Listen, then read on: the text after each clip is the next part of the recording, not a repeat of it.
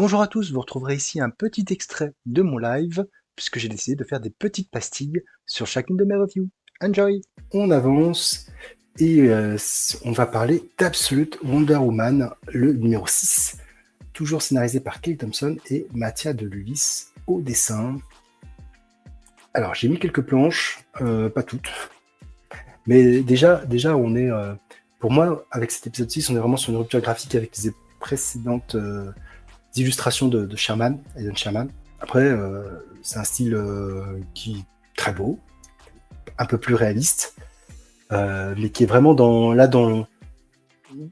l'extraordinaire. Sherman, c'était du découpage et du gigantisme. Là, on est aussi sur quelque chose finalement d'un peu épique et mythologique, qui est pas pour déplaire. À la fin, je vais être très critique. Cette Wonder Woman a été élevée en enfer. Alors, ça fait partie du pitch de départ, hein, donc ça, je spoil rien. Et va se retrouver en audience là-bas, devant le maître des enfers, Agas Hadès, qui va lui demander un petit peu des comptes, et elle va raconter un petit peu comment elle a récupéré ses armes, comment elle a pensé ses armes, comment elle a protégé ses armes. Donc on a plusieurs scènes effectivement dans le gigantisme, dans l'action, et pour compléter le lore du personnage. Et je crois que ça va être un petit arc en deux, il me semble, avant de repasser à nouveau sur un autre arc. Et franchement, j'ai pas boudé mon plaisir, c'était plutôt sympa. Ça fait vraiment... voilà, c'est comme je vous le disais tout à l'heure, les trois séries de la Trinité, que ce soit Batman, Wonder Woman et Superman, je prends beaucoup de plaisir à les lire. À chaque fois, c'est vraiment bien.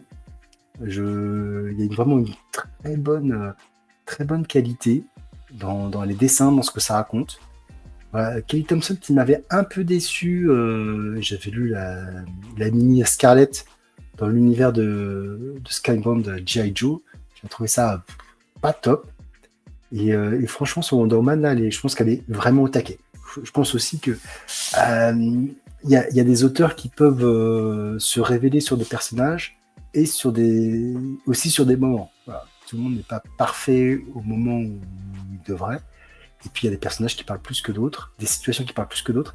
Là, j'ai l'impression que Kelly Thompson, sur ce personnage Absolute, qui est pas tout à fait le même personnage que dans l'univers proper, elle a vraiment sa voix et elle a réussi à raconter des choses qui la portent. Et donc, ça se ressent.